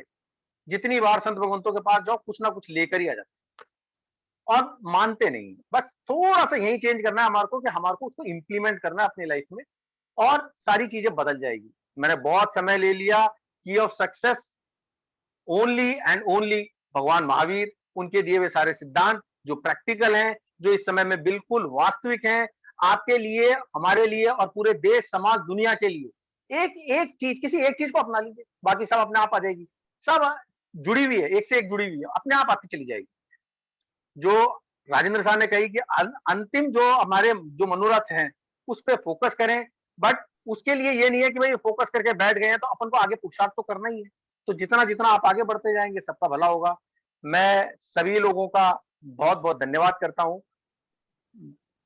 चेन्नई के अंदर हमारी जो युवा परिषद टीम है बहुत एक्टिव है, सभी लोगों का बहुत बहुत अभिवादन है, बहुत बहुत धन्यवाद है। आनंद शाह हमेशा, मतलब मैं तो, मेरे तो मामा जी हैं और मतलब संघ के हिसाब से भी, परिवार के हिसाब से भी, ही ऑलवेज गाइड्स मी, ही always give me his blessings. और सुराना साहब हैं, मंजू जी हैं, और सभी लोगों का मैं बार बार बहुत अभिवादन करता हूं और सारे युवा साथियों को बार बार एक ही चीज कहता हूं, जो राजेंद्र साहब ने कही बात, उस बात को ध्यान रखिए। ये जितने भी महापुरुष हुए हैं जिन्होंने लाइफ में कुछ अचीव किया है, वो ऐसे ही नहीं मिला है। उनके किसी भी एक सूत्र को आप उठाएंगे तो आपकी उसकी तरफ प्यास बढ़नी चालू होगी। अभी तक हमने उसको टेस्ट नहीं किया है। अभी तक हो सकता है राजेंद्र शाह का इंटरेस्ट हो, वो किताब पढ़ते हैं और बाकी साहित्य पढ़ते हैं, 50 कॉन्फ्रेंसेस में जाते हैं, उनको अच्छे विद्वान मिलते हैं। इसका मतलब ये नहीं कि आपको नहीं मिल गए, आपको राजेंद्र शाह मिल गए। यहाँ से स्टार्ट कर लीजिए, सीढ़ी तो मतलब धागा तो कहीं किसी एक छोर से पकड़ेंगे तो पहुंच जाएंगे। तो हमारे को कहीं ना कहीं से स्टार्ट करना है, somewhere we have to start. तो मेरा ये मानना है कि हमारी सारी युवा शक्ति इस चीज को एक्सेप्ट करेगी, आगे बढ़ेगी। हमारे चारों तरफ इतनी पॉजिटिविटी है, इतने अच्छे लोग हैं, इतना अच्छा काम कर रहे हैं। इटसेल्फ युवक परिषद इतने वर्षों से इतना अच्छा काम करता है, बहुत इफेक्टिव है। अगर आपको यहीं से शुरुआत करनी है तो भी कोई बुरा नहीं है, आप युवक परिषद में अपना समय देना चालू कीजिए। आज आप ये प्रण कर लीजिए, सोने से पहले अपने किसी एक युवा साथी को फोन करेंगे और उससे पॉजिटिव बात करें। यहां से स्टार्ट कर लीजिए, डेली एक कॉल, एक पॉजिटिव सेंटेंस किसी ना किसी को कन्वे करेंगे, बस इससे काम हो जाएगा। मैं समझता हूं कि मैंने आपका साथ अच्छे से निभाया होगा और मैं इस टॉपिक पे कुछ बोल पाया हूँगा, बट मेरी क्षमता थोड़ी कम है, समझ थोड़ी कम है, तो इसलिए मैं माफी भी चाहूंगा अगर कुछ गलत बोलने में आ गया हो। और बहुत बहुत धन्यवाद Saurabh ji, over to you. Thank you. बहुत बहुत धन्यवाद मनीष साहब। जैसे आपने फरमाया कि राजेंद्र शाह का एक धागा ही, और हम, हमारे लिए तो आप भी एक धागा हैं जो हम पकड़ के आगे चल सकते हैं। तो बहुत बहुत धन्यवाद मनीष साहब, ऐसे ही आपका मार्गदर्शन हमें मिलता रहे। इसी पर दो पंक्तियां कहूंगा मैं। चलता रहूंगा रास्ते पर, चलता रहूंगा रास्ते पर, चलने में माहिर बन जाऊंगा। या तो मुझे मंजिल मिल जाएगी या मैं अच्छा मुसाफिर बन जाऊंगा।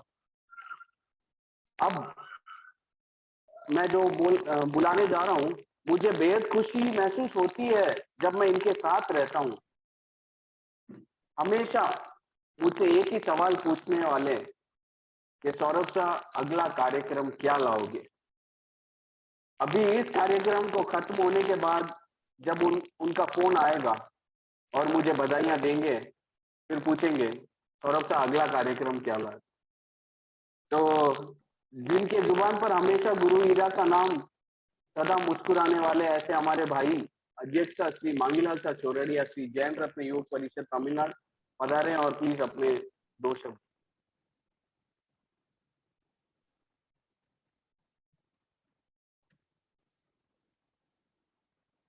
मांगीलाल साहब। हाँ साहब, सबको सादर जय जिनेंद्र। धन्यवाद से पहले मैं भाई राजू साहब के बारे में एक लाइन बोलना चाहूंगा, क्योंकि कहते हैं महफिल जमती है तो शेर शायरी हो जानी चाहिए।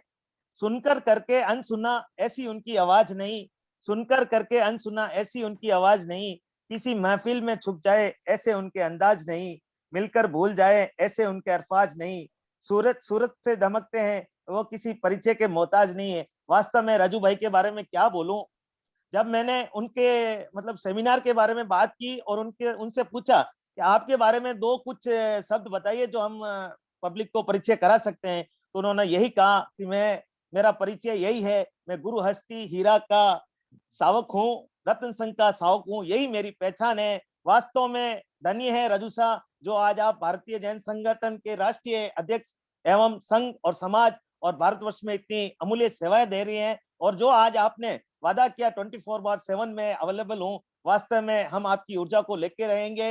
वास्तव में सग्गा भाई भी हमें अपने सफलता का राज नहीं बताता है, और बताता है तो भी पीछे छोड़ देता है, भाई रिस्क थारी है। तो इन वास्ते आज जो आप सफलता राज बतायो, और मैं तो चार्ट बॉक्स देख रहा था बार बार कई के काम कराना जन वो गिलोना करा जन छा चाहो जन की तो माकन आयो वो देखा ना, जो मैं देख रही हो तो इनमें चार्ट बॉक्स में आ रहा था। कई सावकों ने तो ऐसा बोल दिया 33 गुरु भगवंतों को प्रवचन में बोलते हैं ना 33, उन्होंने भी आपको आज 33 की उपमा दी है, तो वास्तव में धन्य है। नमन करता हूं मैं आपकी गुरु भक्ति को और संघ समाज में, और हमारी यही आपसे शुभकामनाएं है कि आप संघ समाज में ऐसे काम करते रहें, आगे बढ़ते रहें। जैन धर्म संघ की गौरवमय परंपरा में 4 चंद लगाने वाले सभी चरित्र आत्माओं को वंदन नमन करता हूं। आज के इस मनमोहक करने वाली ऑनलाइन वेबिनार सक्सेस जॉब की में पधारे हुए सभी राष्ट्रीय और यहाँ के सभी महानुभाव सभी को श्री जैन रत्न तमिलनाडु हृदय से अभिनंदन करता हूँ। और हृदय के अभिनंदन करने से पहले मैं हमारे राष्ट्रीय जो पदाधिकारी है, आप बॉक्स में देख रहे होंगे, हमारे माननीय श्री अखिल भारतीय श्री जैन रत्न हितैषी सावक संघ के कार्याध्यक्ष श्रीमान आनंद शाह चोपड़ा, जिनसे मैं आज जफर को ही बात की और उन्हें संकोच करते करते पूछा, भाई साहब आप फ्री है क्या, अनुकूलता है क्या, आपका व्यस्त कार्यक्रम रहता है, क्योंकि आप आंगिला से 1 मिनट आपका म्यूट हो गया शायद, एक अनम्यूट कर लीजिए। हेलो भाई साहब आनंद साहब का एक ही मात्र, मैं संघ के लिए 24/7 रेडी हूं, और हमने सुना वास्तव में उन्होंने भी हमें बहुत सफलता के राज बताए, और आप भी युवक परिषद के लिए जो मेन स्तंभ में उन्होंने बताए, और हमारे युवा अध्यक्ष मनीषा मेहता जो भी आज हम कार्य कर रहे हैं वो पूरा श्रेय मनीषा मेहता को जाते हैं, क्योंकि हम उनके बच्चे हैं, और जो भी काम कर रहे हैं अच्छा कर रहे हैं तो श्रेय उनको जाता है, और जो भी गलत कार्य करते हैं तो उसका श्रेय हमको जाता है। इसके लिए मैं हमेशा हिरावत, हमारे अखिल भारतीय श्री साविका मंडल के मंजू जी भंडारी एवं मधु जी सुराना, हमारे गौतम राजा सुराना, और सभी किन्हीं का नाम भी छूट गया होगा, मैं हृदय के अंतर्मन से सबका हार्दिक स्वागत करता हूं।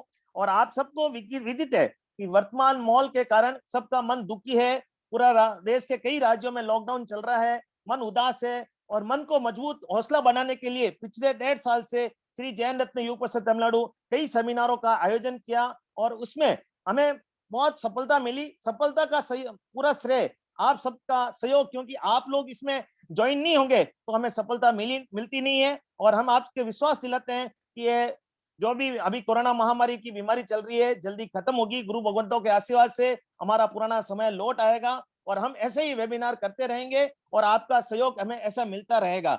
और कुछ 1-2 हमें आप सूचना देना चाहूंगा। आचार्य भगवान परम पूज्य हीराचंद जी महाराज साहब फरमाते हैं कि अपने नाम में कहीं पढ़ियो कामरो ध्यान रखो, तो मैं कामरो तो अपन है तो भी आपको जानकारी देना चाहूंगा कि श्री जैन रत्न युवक परिषद तमिलनाडु के तत्वाधान में जब से लॉकडाउन लगा है ऑनलाइन क्लासेस चल रही है बच्चों के लिए, प्रति रविवार 9:15 से 10 बजे तक, और अभी पूरे सप्ताह ऑनलाइन क्लासेस चल रही हैं। तो आप सभी से निवेदन है कि आज हम इस ऑनलाइन में लगभग 250 जन इकट्ठे हैं, तो हम स्वयं अपने बच्चों को जोड़ें, नहीं भी जोड़ सकते हैं कोई बात नहीं, आपको धन्यवाद, आप मत जुड़िए, बच्चों को मत जोड़िए, पर अपने पड़ोसी अपने यार दोस्तों को इसकी खाली प्रेरणा कर दीजिए कि भाई हमारे यहाँ ये बच्चे काम कर रहे हैं, और ये प्रभु महावीर का शासन है। जब हमने ऑनलाइन ये विंग्स टू प्ले धार्मिक ऑनलाइन पाठशाला शुरू की तो हमने गुरु भक्तों के पास बैठे थे, आचार्य भगवान के पास, हमने बोला भाई हमारे यहाँ जगह जगह ये अपने संघ की बात आएगी, रतन वंश की बात आएगी, तब आचार्य भगवंत ने फरमाया लाला नाम में कई पढ़ियो अपने तो प्रभु महावीर और शासन निपावणो है, इन वास्ते ते काम करिया जाओ और प्रभु महावीर जय जयकार करिया जाओ। इन वास्ते हमारे बोलना चालना में कुछ भी आयो तो मैं आपको क्षमा याचना करूं। और हमारे जो श्री जयंती उपस्थित हम लोग के कार्याध्यक्ष जो अपनी इतनी प्रशंसा कर रहे थे मेरी, मैं उसके लायक नहीं हूँ। तत्व चिंतक सदैव प्रमोद मुनि जी फरमाते हैं कि लाला मैं तो बच्चों हूँ, तो मैं तो बच्चों हूँ, छोटो बच्चों हूँ, इन वास्ते मैं प्रशंसा लायक नहीं हूँ। आपको भी सौरभ शाह, हमारे मंत्री सुनील शाह और सभी राष्ट्रीय पदाधिकारी और जो भी आज इस सेमिनार में सम्मिलित हुए सबका तहे दिल से पुनः हार्दिक धन्यवाद अभिनंदन करता हूँ। जय जिनेन्द्र। बहुत बहुत धन्यवाद मांगीलाल साहब। मैं इस सेमिनार का एंड 2 लाइनों से करूंगा। अभी तो असली मंजिल पाना बाकी है, अभी तो इरादों में इम्तिहान बाकी है, अभी तो तोली है मुट्ठी भर जमीन, अभी तोलना आसमान बाकी है। तो सभी पधारे हुए जन का श्री जैन रत्न युवक परिषद तमिलनाडु आपका हार्दिक स्वागत करता है और बहुत बहुत धन्यवाद देता हूं सभी पधारे हुए जन को। ऐसे ही आशा करता हूं कि आगे भी आपका आशीर्वाद और स्नेह हमें यूं ही मिलता रहेगा। धन्यवाद साहब। इसी के साथ आज का सेमिनार यहीं खत्म करता हूं। जय जिनेन्द्र। राजेंद्र साहब बहुत बहुत धन्यवाद। जय जिनेन्द्र। सभी पधारे हुए पदाधिकारीगण और सभी मेहमानों का बहुत बहुत धन्यवाद।